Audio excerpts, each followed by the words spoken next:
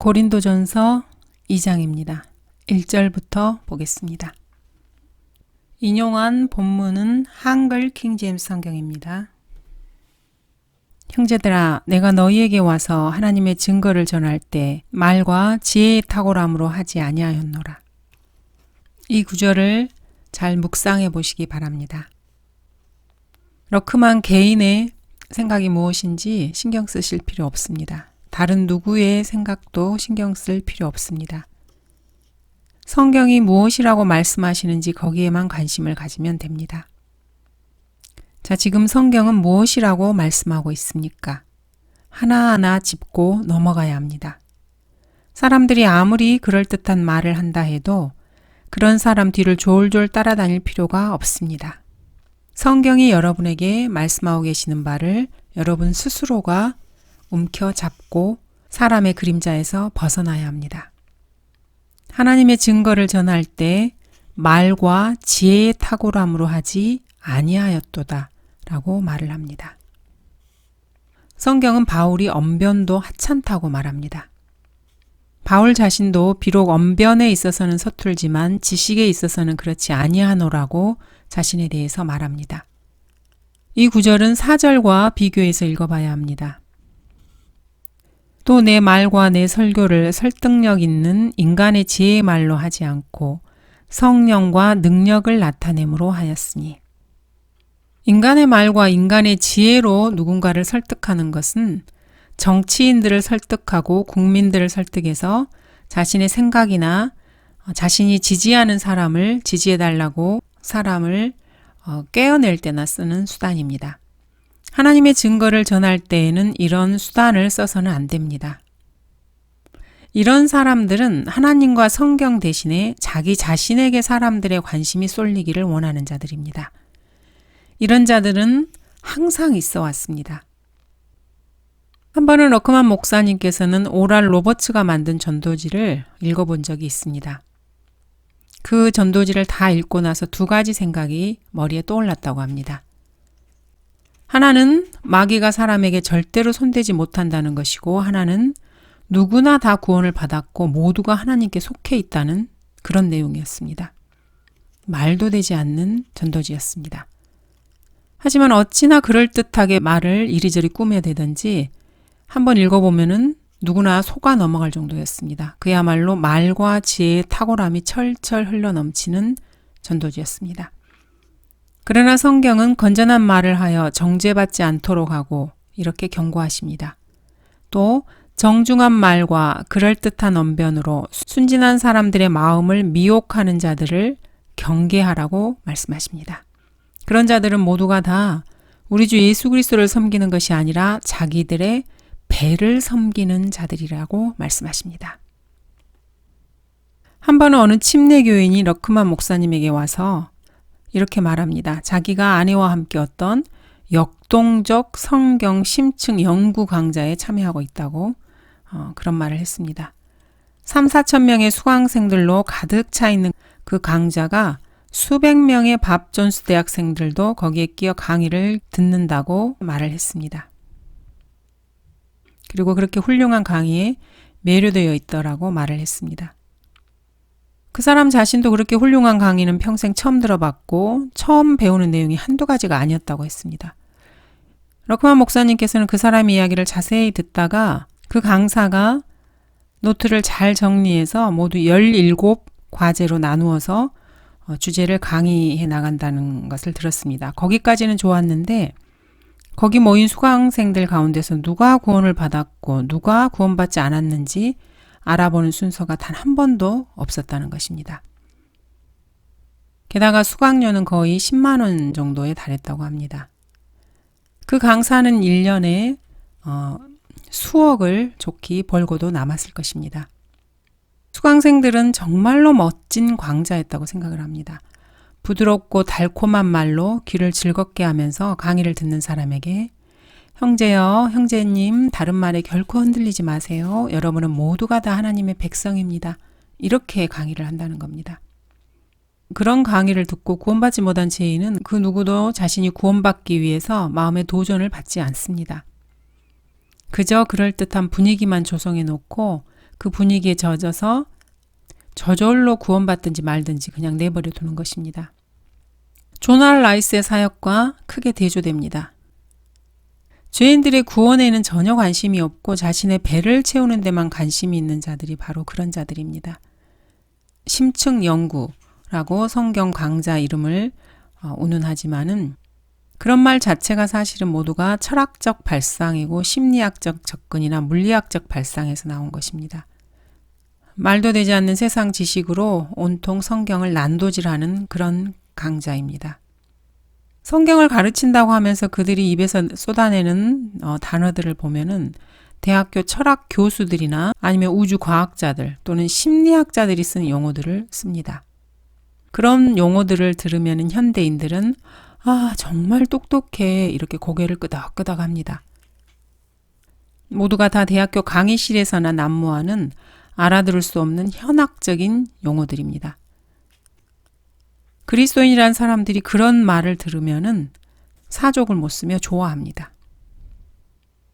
러크만 목사님께서는 사실 대학교 교과서들을 모두 다 자기 손으로 다시 한번 써보고 싶은 생각을 하셨습니다. 지리학, 철학, 심리학 이런 모든 교과서들을 다 써보고 싶어 하셨습니다. 현학적인 용어들을 아주 쉬운 말로 고쳐보고 싶으셨던 것입니다. 한 번은 여행 중에 완전한 여성 실현 세미나, 당신의 정신적 기량작용에 대하여 이렇게 쓰여진 포스터를 보신 적이 있습니다. 참으로 머릿속이 텅 빈 멍청이들이라고 생각하셨습니다. 겉으로 보기에는 거창한 무언가 되는 것 같지만은 사실 알고 보면은 난잡한 섹스 잡지에서나 나오는 이야기를 심리학 책처럼 옮겨놓은 것에 지나지 않는다고 합니다. 역동적, 행동수적, 이러쿵저러쿵, 심층 분석 이런 말을 주절대는 자들은 진실을 감추고 사람들을 바보로 만든 다음에 캄캄한 밤이 닥쳐오면은 전혀 준비되지 않은 상태에서 나가 떨어지도록 하기 위해서 만들어내는 속임수들 뿐입니다. 사실 그런 언어들은 모두 다 쓰레기통에 쳐 넣어야 합니다. 2절입니다.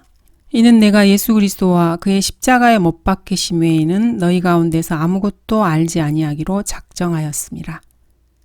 예수 그리스도, 그분의 십자가에 못 박히심, 이 두 가지만을 알기로 작정했다고 바울은 말하고 있습니다. 고린도 교회 사람들이 온갖 것에 대해서 많이 알고 있었지만은 사실 그들은 정작 핵심적으로 알아야 할 이 두 가지, 예수 그리스도와 그분의 십자가에 대해서는 잘 알지 못하고 있었습니다. 그것을 바울은 개탄하고 있습니다. 그런 두 가지를 안다는 것이 무엇입니까? 예수 그리스도께서 십자가에 못 박히셨다는 사실을 진심으로 마음에 받아들인 사람은 그 사람 자신도 예수님과 함께 십자가에 못 박아 버려야 하는 것입니다. 그래야 면류관을 얻을 수 있습니다. 예수 그리스도께서도 십자가를 지심으로써 면류관을 얻으셨습니다. 예수님께서 전파하신 복음에 대해서 아무리 잘 알고 있다 해도 자신을 십자가에 매달고 땅에 묻어버리지 않는다면은 사실 그 사람은 아는 것이 전혀 없는 사람입니다.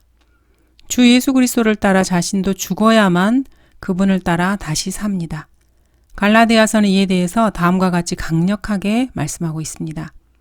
그러나 나에게는 우리 주 예수 그리스도의 십자가 외에는 자랑할 것이 없나니 그로 인하여 세상이 나에게 십자가에 못 박히고 나도 세상에 그러하니라. 내가 그리스도와 함께 십자가에 못 박혀 있으나 그럼에도 나는 살아있노라. 그러나 내가 사는 것이 아니요 그리스도께서 내 안에 사시는 것이라. 내가 이제 육신 안에서 사는 삶은 나를 사랑하시어 나를 위해 자신을 주신 하나님의 아들을 믿는 믿음으로 사는 것이라. 내가 그리스도와 함께 죽지 않으면 그분이 내 안에 사시지 않습니다. 그분이 내 안에 사시지 않으면 나는 죽은 것입니다. 예수 그리스도와 그분의 십자가에 못 박힘을 안다는 것은 여러분 자신도 그분과 함께 십자가에 못 박아버린 것을 말합니다. 그렇게 함으로써 내 안에 사는 그분을 얻기 위해서입니다. 바울은 오직 이것만을 위해서 다른 모든 것들을 배설물로 여겼습니다. 실로 모든 것을 손실로 여김은 그리스도 예수 나의 주를 아는 지식이 가장 고상하기 때문이며 내가 그를 위하여 모든 것을 잃어버리고 그것들을 오히려 배설물로 여김은 그리스도를 얻기 위함이요. 3절입니다. 내가 너희와 함께 있을 때 연약함과 두려움과 심한 떨림 가운데 있었노라. 사실 바울은 신체적으로 많이 약했습니다. 그렇지만 결코 겁먹은 병아리는 아니었습니다. 바울은 자신이 전한 복음 전파가 만족스러운 성과를 거두지 못할까봐 노심초사했고 복음 전파를 통해서도 사람들이 복음을 거부하고 구원받지 못할까봐 늘 걱정했습니다. 또한 하나님께서 자신을 사용하지 않으실까봐 걱정했습니다. 바울은 이런 종류의 두려움을 가지고 있었습니다. 바울은 결코 겁쟁이가 아니었습니다. 그는 죽음 앞에서도 굴하지 않았고 자신의 길을 나아갔습니다. 실제로 바울은 2번 죽을 뻔했습니다. 한 번은 돌에 맞아 죽을 뻔했고 그런데도 그는 그 성읍으로 다시 들어갔다가 또 돌에 맞았습니다. 또 한 번은 성령님께서 바울이 투옥될 위험이 있으니까 예루살렘에 가지 말라고 이르셨는데도 예루살렘을 갔다가 감옥에 갇히게 된 적이 있습니다. 바울이 말하는 두려움은 일반적으로 사람들이 가지고 있는 그런 두려움이 아닙니다. 사도행전 20장 19절을 보겠습니다. 나에게 가해진 유대인들의 계략으로 인하여 온갖 마음의 겸손과 많은 눈물과 시련으로 주를 섬겼노라. 그는 하나님께서 자신을 쓰시지 않을까봐 두려워했습니다. 자신의 사역이 성과를 거두지 못할까봐 두려워했습니다. 그래서 그는 떨림 가운데 있었노라고 고백합니다. 바울은 다른 것은 전혀 두려워하지 않았습니다. 그러나 나의 달려갈 길을 기쁨으로 끝마치고 내가 주 예수로부터 받은 사역, 곧 하나님의 은혜의 복음을 증거하기 위해서라면 이런 일을 전혀 개의치 아니할 뿐 아니라 나의 생명을 조금도 아끼지 아니하노라. 이렇게 결의를 다지고 있습니다. 4절 또 내 말과 내 설교를 설득력 있는 인간의 지혜의 말로 하지 않고 성령과 능력을 나타내므로 하였으니. 왜 그랬겠습니까? 바울은 인간의 지혜에서 나온 말을 신뢰하지 않았습니다. 신뢰할 수 없는 말을 사용한다는 것은 견딜 수 없는 일입니다. 여러분이 구원받았든 그렇지 않건 성경에 있는 강력한 어휘들은 모두 다 여러분에게 적용될 뿐만 아니라 그 언어들을 사용할 수 있는 사람으로 바뀌었다는 뜻입니다. 여러분이 구원받았다면은 그것은 성경에 있는 모든 강력한 단어들이 여러분에게 적용되고 또 그 언어들을 사용할 수 있는 사람으로 여러분이 바뀌었다는 말입니다. 여러분은 세상 사람들이 쓰는 용어 대신에 구원받았다, 의롭게 되었다, 하늘나라, 지옥, 거듭남, 예수 그리스도, 양자로 입양됨, 거룩하게 됨, 죄, 멸망, 저주, 심판 이런 언어들을 이제 사용하게 됩니다. 이러한 언어들은 현대 교회의 강단에서는 사라져가고 있는 단어들입니다. 요즘 강단에서는 성경에도 없는 어휘들이 난무하고 있습니다. 그리스도가 여러분의 삶 가운데 들어오게 하세요. 그리스도를 안아드려요. 그분이 그리스도께서 어루만져 주신답니다. 이런 헛소리들이 난무합니다. 참으로 대단한 사탕발림입니다.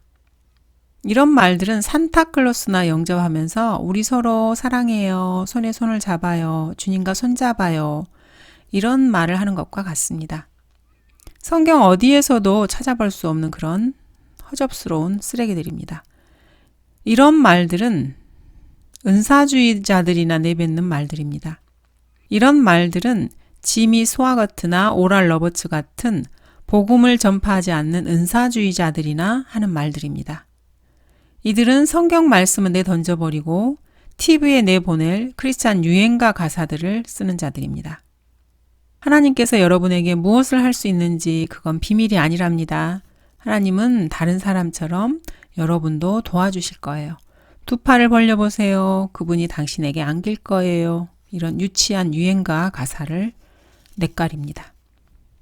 이들은 모두 와서 우리 함께 체험을 나눠요. 이렇게 체험이라는 말을 입에 달고 다닙니다.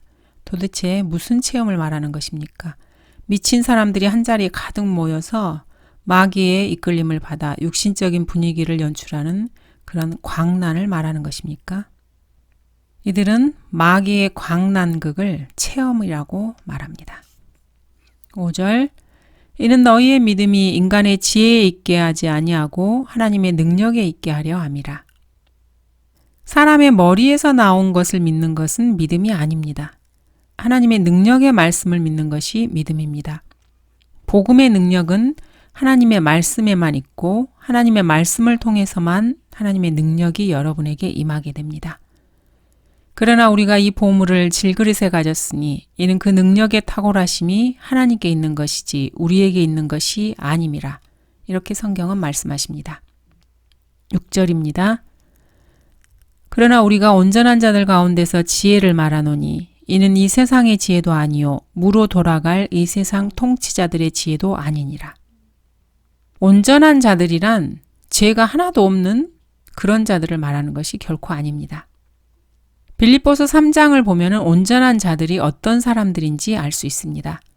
많은 사람이 그리스도의 십자가의 온수들로 행하고 그들의 종말은 파멸이며 그들의 하나님은 자기들의 배요 그들의 영광은 자기들의 수치 속에 들어있고 그들은 땅의 것들을 생각한다고 말씀하고 있습니다. 그렇지만 온전한 자들은 그리스도의 십자가의 온수들로 행하지 않습니다. 그래서 죄가 있기는 하지만 이 사람들이 따르는 그리스도의 십자가 때문에 파멸당하지 않습니다. 온전한 사람들은 자기들의 배를 섬기지 않습니다. 수치스러운 일을 영광으로 여기지도 않고 땅의 것들을 생각하지 않습니다. 이런 사람들이 바로 온전한 사람들입니다. 이 사람들의 시민권은 하늘에 있습니다. 내가 이미 이르렀다 함도 아니요 이미 온전해졌다 함도 아니라 다만 그리스도 예수에 의하여 붙잡힌 그것을 나도 붙잡으려고 쫓아갈 뿐이라. 바울은 온전한 사람이었습니다. 그래서 그는 너희는 모두 나를 따르는 자가 되라 이렇게 권고하고 있습니다. 7절 다만 우리가 신비 속에 있는 하나님의 지혜를 말하노니 이는 하나님께서 세상 전에 우리의 영광을 위하여 미리 정하신 감추어진 지혜니라. 자, 그리스도인이라면 여러분은 성경을 알고 그리스도를 알며 참 지혜에 이르는 길에 이제 접어들었습니다. 고대의 성현들이나 중세의 황제들, 현대의 박사들은 결코 알지 못했고 갖지 못했던 것을 그리스도인이라면 알고 소유하고 있습니다. 그리스도인은 실로 대단한 사람이 되었습니다. 여러분이 주를 알고 하나님을 알게 되었다면 여러분은 필요한 모든 정보를 손에 넣을 수 있는 위치에 서 있습니다. 소크라테스나 플라톤 이런 철학자들이 꿈도 꾸지 못했고 고대 이집트나 사마리아 바빌론 현자들이 도저히 손에 넣을 수 없었던 지혜들을 여러분은 소유하게 되었습니다. 시편 119편을 보겠습니다. 내가 나의 모든 스승들보다 더 명철하오니 이는 주의 증거들이 나의 묵상이 됨이니이다. 내가 노인들보다도 더 깨달았으니 이는 내가 주의 법기들을 지킴이니이다. 내가 나의 발을 모든 악한 길에서 삼갔으니 이는 내가 주의 말씀을 지키기 위함이니이다. 내가 주의 명령들로부터 떠나지 아니하였으니 이는 주께서 나를 가르치셨음이니이다. 주의 말씀들이 내 입맛에 어찌 그리 단지요 정녕 내 입에 꿀보다 더 다니이다. 하나님께서는 그리스도인들에게 모든 것을 가르쳐 주시는 스승이십니다. 그래서 그리스도인들은 다른 어떤 인간 스승을 찾을 필요가 없습니다. 인간은 아무리 많은 것을 알고 있다 할지라도 실수투성이의 거짓말쟁이들입니다. 그리스도인들에게는 그 누구보다도 위대한 스승이 계십니다. 그분은 성경을 통해서 그리스도인들에게 모든 지혜를 공급해 주십니다. 근데 여기서 그리스도인이라면 한 가지 아주 경계해야 될 것이 있습니다. 성경을 통해서 하나님께서 가르쳐 주시는 모든 지혜와 지식을 얻을 수 있는 그리스도인들이 사실 하나님께서는 말씀하시지 않은 것들을 마치 성경에 있는 것처럼 말한다는 것입니다. 또한 하나님의 말씀을 살짝 바꿔서 말하거나 왜곡해서 말하기도 하고 말씀의 단어들과 어구들을 자신들의 마음에 드는 것들로 바꾸고 자기 생각에 맞춰서 바꿔서 말하는 자들이 세상에는 난무하고 있습니다. 영국의 메이플라워의 로빈슨 목사는 이렇게 말합니다. 루터와 칼빈은 당대를 찬란하게 비추었던 가장 귀중한 빛이었다. 그러나 당대를 가장 찬란하게 비추었던 빛은 하나님의 말씀이었습니다. 결코 루터와 칼빈이 아니었습니다. 루터나 칼빈은 결코 하나님의 말씀의 빛보다 더 밝은 빛을 비추었던 사람들이 아닙니다. 그러나 루터파나 칼빈주의자들은 루터나 칼빈이 성경보다 더 밝은 빛을 비추었다고 믿고 있습니다. 그래서 지금까지 300년이 넘게 하나님의 말씀에서 멀찍이 벗어나 있습니다. 그러므로 로빈슨 목사의 말은 틀렸습니다. 하나님께서 성경을 통해서 그렇게 많은 지혜를 주셨는데도 칼빈은 거기에 덧붙여서 15권이나 되는 책을 썼습니다. 거기에 더해서 그를 추종하는 칼빈주의자들은 하나님께서 한 번도 말씀하시지 않은 것들을 계속해서 자신들의 머리에서 쥐어짜내서 계속 책을 써내려가고 있습니다. 멈추지 않습니다. 8절입니다. 이 지혜는 이 세상의 통치자들 가운데서는 아무도 몰랐노라. 만일 그들이 알았더라면 영광의 주를 십자가에 못 박지는 아니하였으리라. 주님을 십자가에 처형한 것은 무지의 결과였습니다. 너희가 너희 간원들이 그리한 것과 마찬가지로 무지하여 그렇게 행한 줄을 내가 아노라. 예수 그리스도를 십자가에 처형했을 때 그들은 예수님께서 선한 분이라는 것을 잘 알고 있었습니다.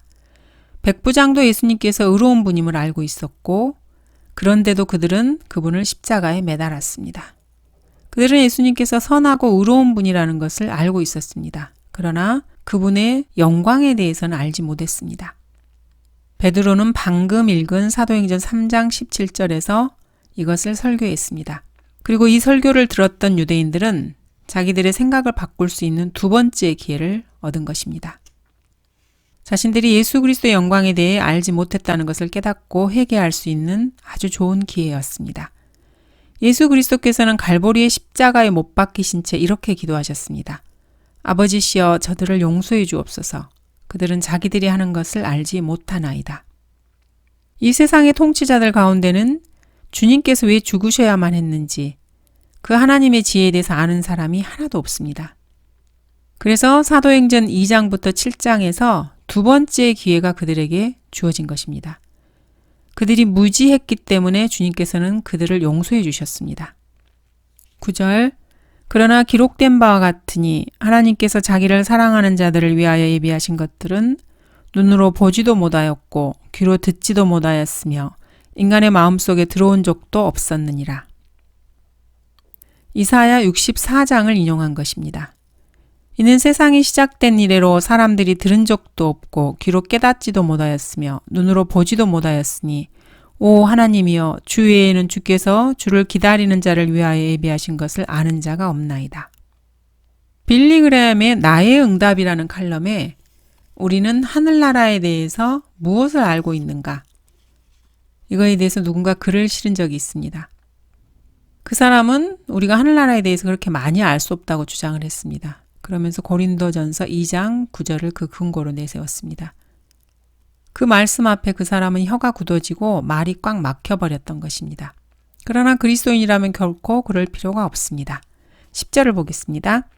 그러나 하나님께서 이것들을 우리에게 그의 영으로 나타내셨으니 이는 성령께서는 모든 것, 심지어 하나님의 깊은 것들까지도 통찰하시기 때문이라.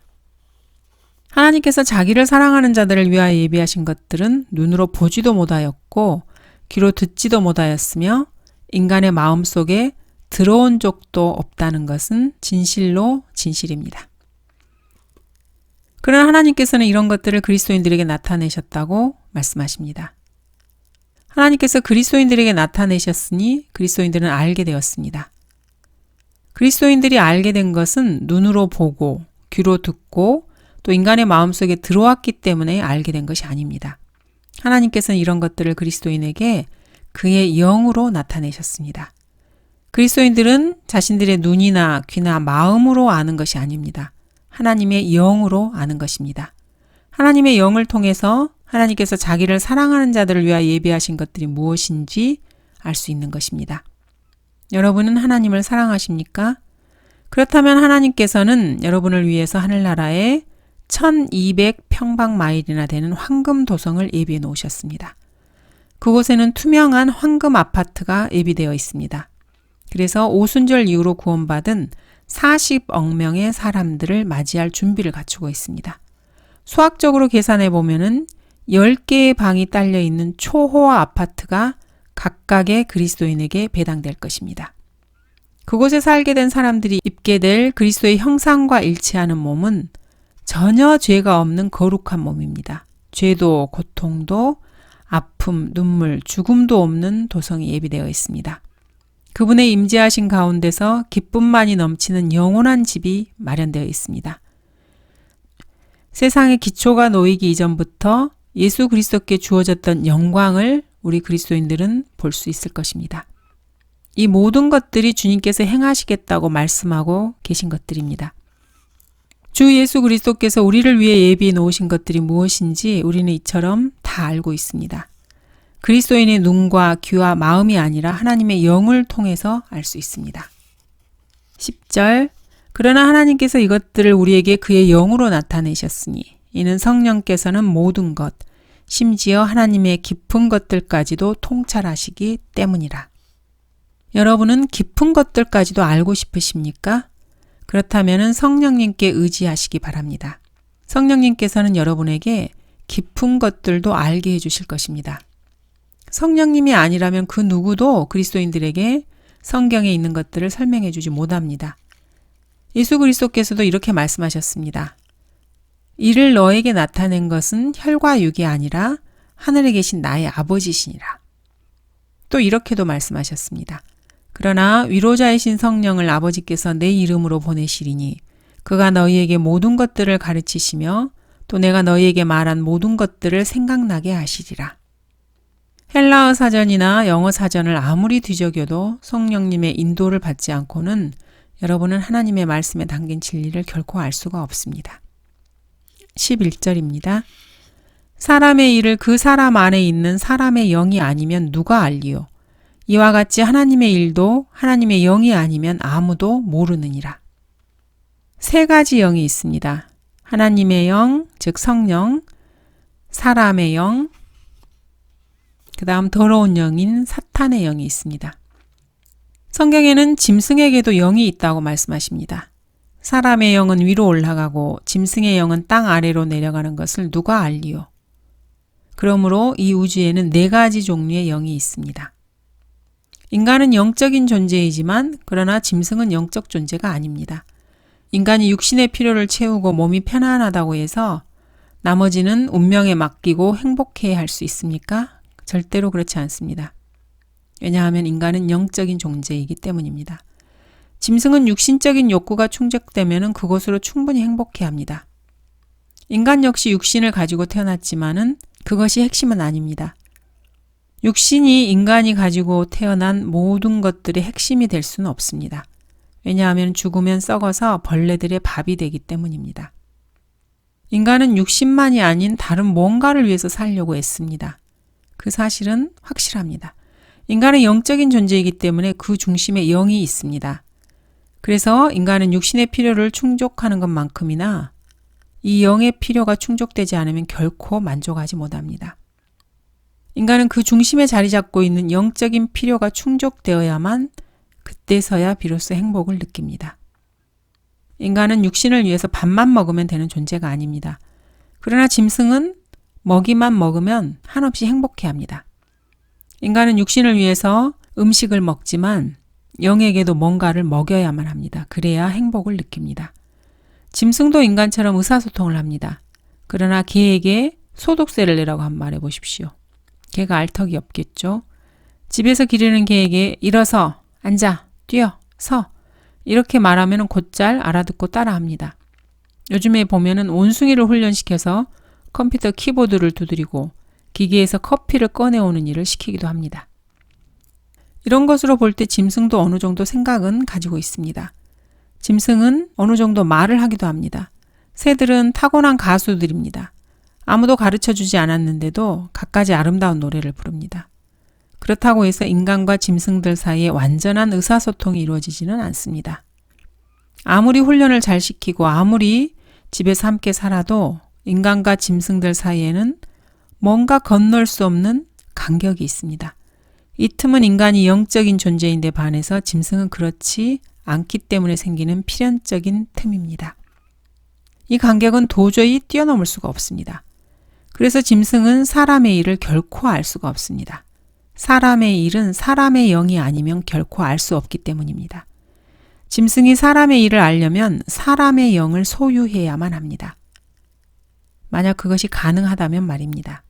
마찬가지로 하나님의 일도 하나님의 영이 아니면 사람은 도저히 알지 못합니다.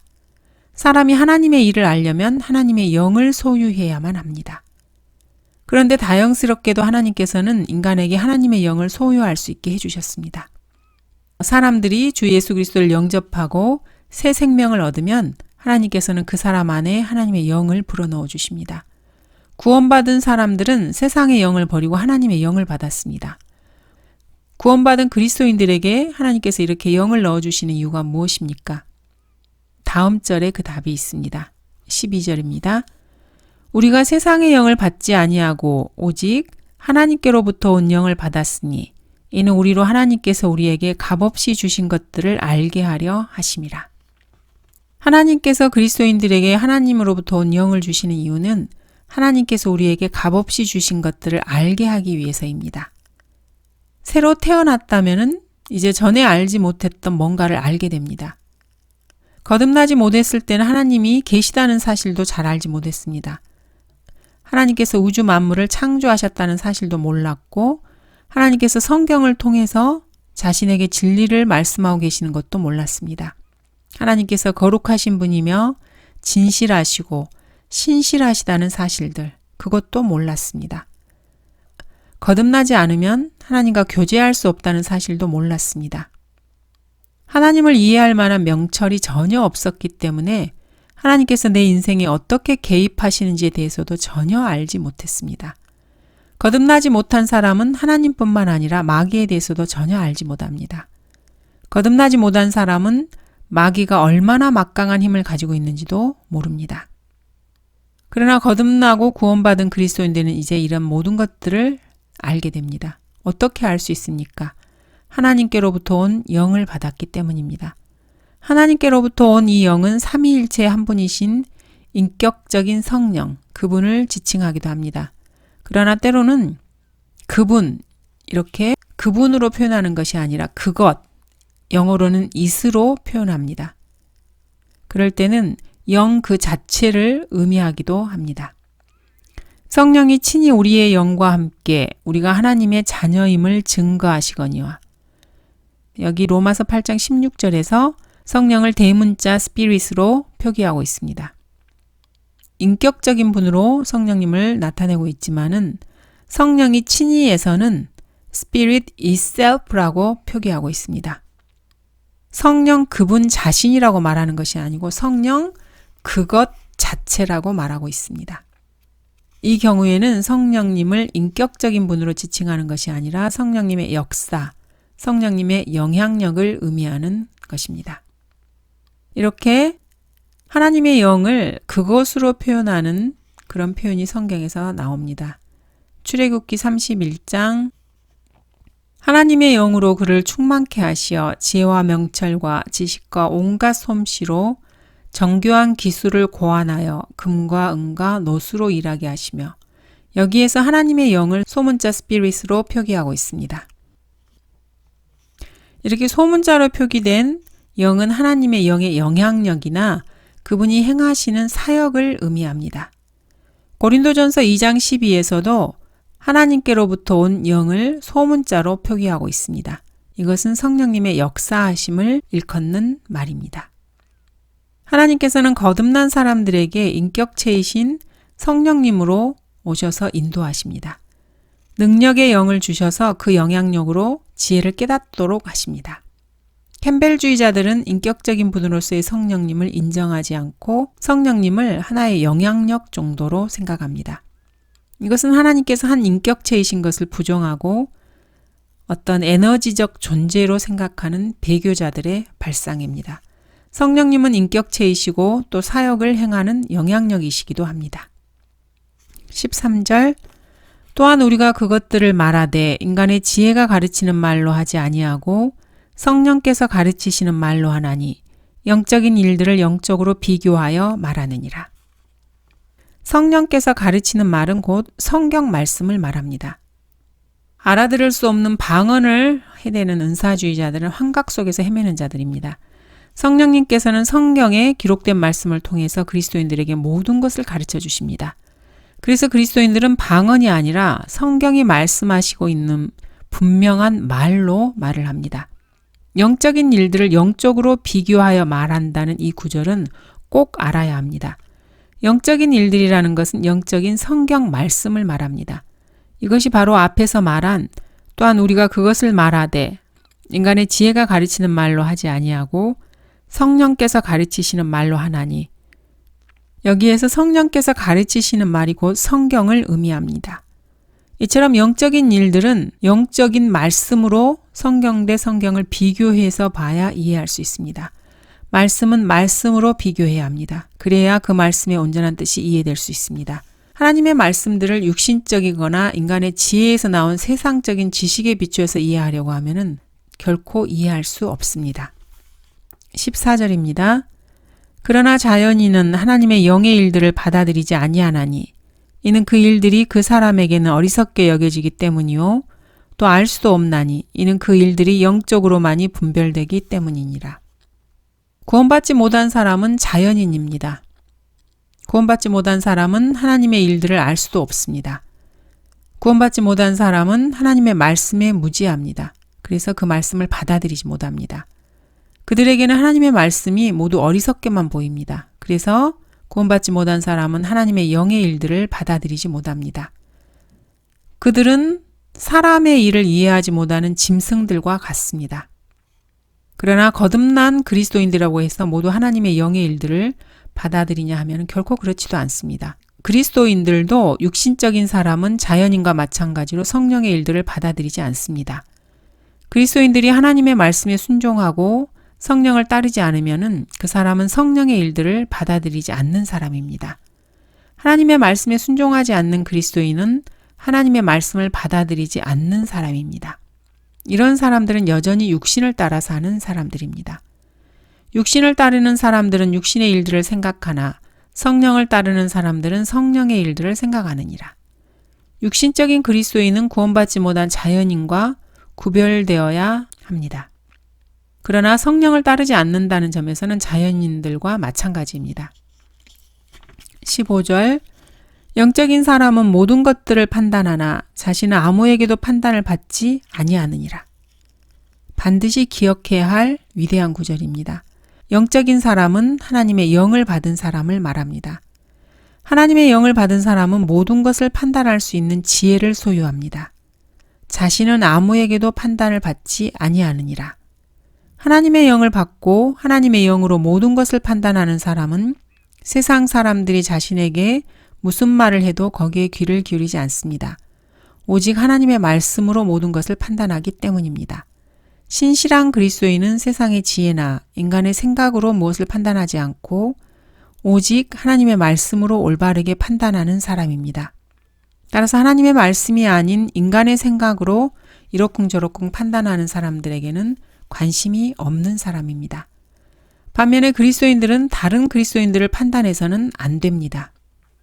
그리스도인의 모든 가치 기준은 오직 성경 말씀에 있기 때문에 사람의 생각으로 함부로 형제를 판단하지 않도록 주의해야 합니다. 판단하지 말라. 그리하면 너희도 판단받지 않을 것이라.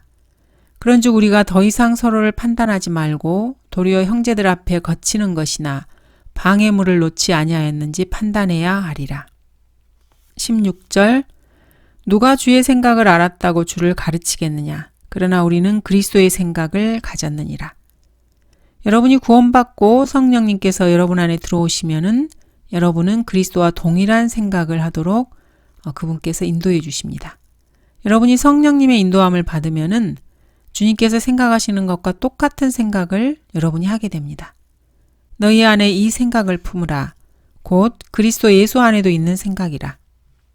거듭난 사람에게 성령이 들어오시면은 그 사람은 그리스도와 똑같은 생각과 마음을 가져야 하고 주님께서 보시는 대로 보아야 하며 지난날의 생각과 안목은 모두 다 버려야 합니다. 너희 마음을 새롭게 함으로써 변화를 받아야 합니다. 그런데 그리스도의 생각을 갖고는 있으면서도 그리스도의 생각을 사용해서 그리스도의 생각대로 행하지 않는다면 참으로 문제가 큽니다. 로마서 12장 2절을 보겠습니다.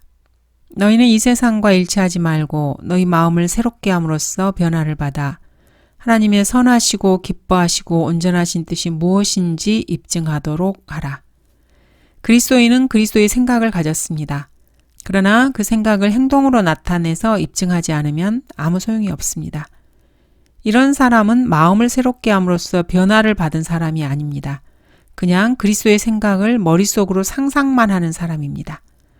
그리스도인들은 모두 그리스도의 생각을 갖고 그 생각대로 행할 수 있게 해달라고 기도해야만 합니다. 머릿속으로 생각만 해서는 안 됩니다. 그리스도인은 구원받고 생각할 수 있는 두뇌를 되돌려 받은 것이 아닙니다. 마음이 새롭게 회복된 사람들입니다. 마음이 새롭게 변화되어서 그리스도와 똑같은 생각을 하면서 살아가는데 겁먹을 필요는 하나도 없습니다. 하나님께서 우리에게 주신 것은 두려워하는 영이 아니라 능력과 사랑과 건전한 생각의 영이라고 말씀하고 있기 때문입니다. 감사합니다.